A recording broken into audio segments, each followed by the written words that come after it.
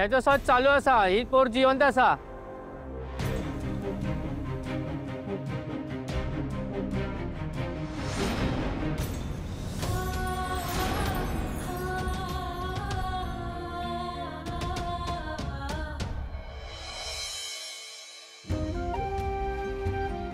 आई हा दमली असेल ना? होय ग जरा बस बरं, बस इथं। कुठं? हा हे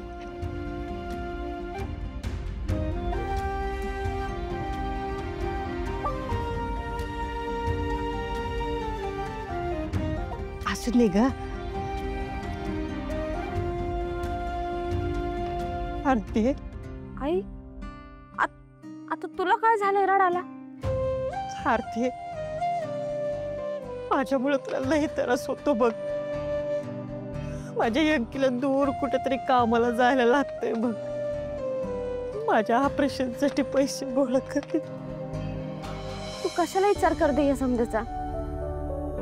मी आहे ना तुझी लेक, तुला काय कमी पडू देणार नाही आणि समजा व्यवस्थितच होईल। तू फक्त तुझी काळजी घे, तुझी लेक आहे ना। चल पाणी देऊ का तुला? घे पाणी पी।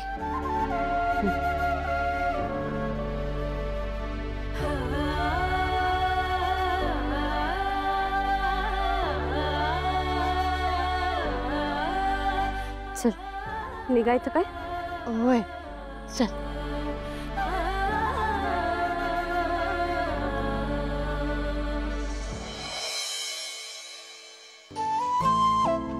आई हो खाना, 2 घास तरी खाना। असं न खाऊन कसं चालेल बरं? आई आई हो, तुम्हीच असं कचलात तर आम्ही काय करायचं? कुणाकडे बघायचं? हो सावरा स्वतःला, नका ना असा त्रास करून घेऊ। आई ओ बोला ना काहीतरी। आई ओ बोला ना काहीतरी, का तरी थोडंसं काहीतरी बोला। लक्ष्मी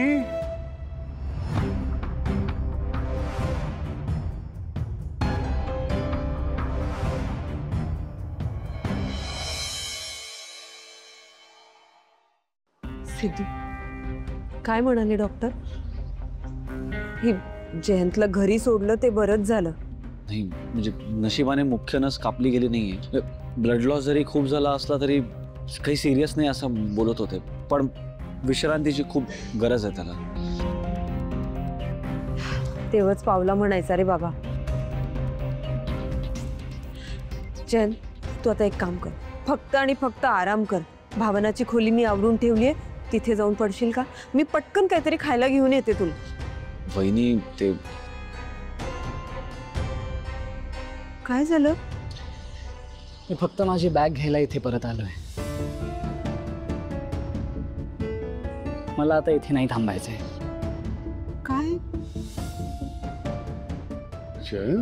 काय? अरे अरे थोडे दिवस आराम कर, सगळं वातावरण शांत होईपर्यंत। सगळं वातावरण नाही, माझा डिसिजन झालाय।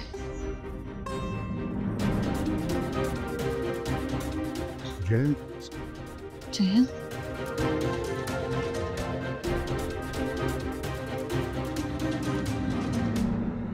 लक्ष्मी लक्ष्मी थांबा अगं। लक्ष्मी ते माझ्यावर रागवले, मी वाईट वागले ना त्यांच्याशी, म्हणून ते चाललेत। माझी चूक आहे। काही चूक नाही तुझी लक्ष्मी, तुझी काही चूक नाहीये। उगाच का असा विचार करतेस? का दोष स्वतःकडे घेतेस तू? आता हॉस्पिटल मधून आले ते। हो हो पण त्याला कदाचित स्वतःच्या घरी जास्त बरं वाटेल ना। पण तिकडे काळजी कोण घेणार? आता तर तिकडे आपले एकटे पडतील ते तिथे। तुम्ही त्याला थांबवा। हो ठीक आहे, तू एक काम कर, तू आज जाऊन पड, आम्ही ठरवतो। हा आपल्यापैकी कोणीतरी जाईल। हा तू ये। हो नक्की जाईल, काळजी नको करू। ये थांब, सावकाश सावकाश सावकाश।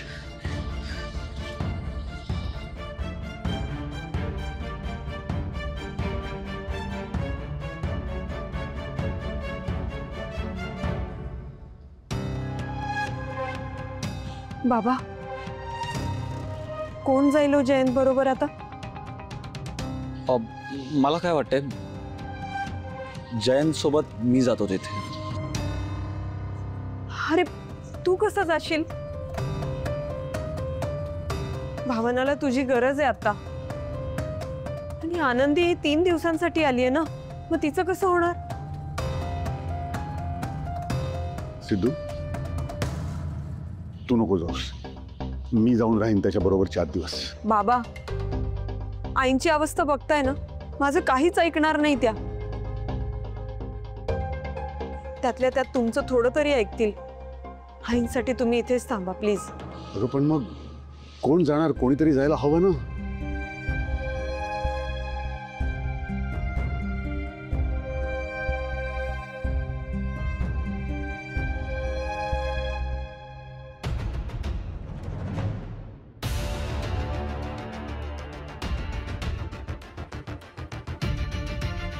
काय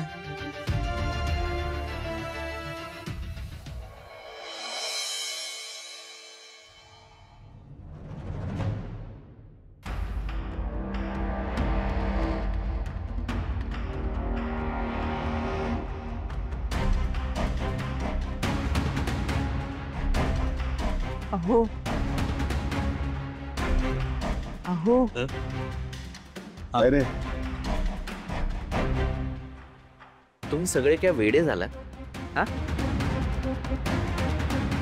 मला कशाला उगाच बकरा बनवताय?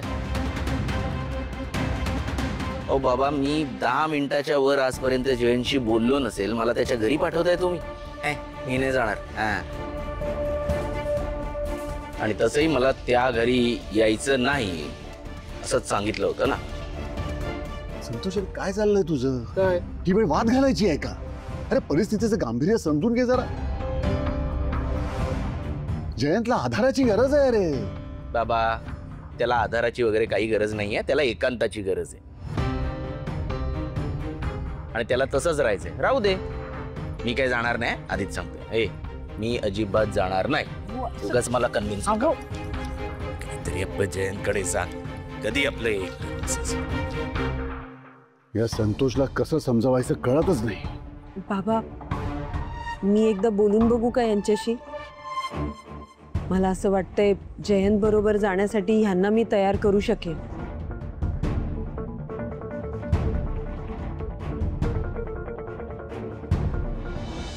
नंतर एक पोरगी आली, एकदम धीट.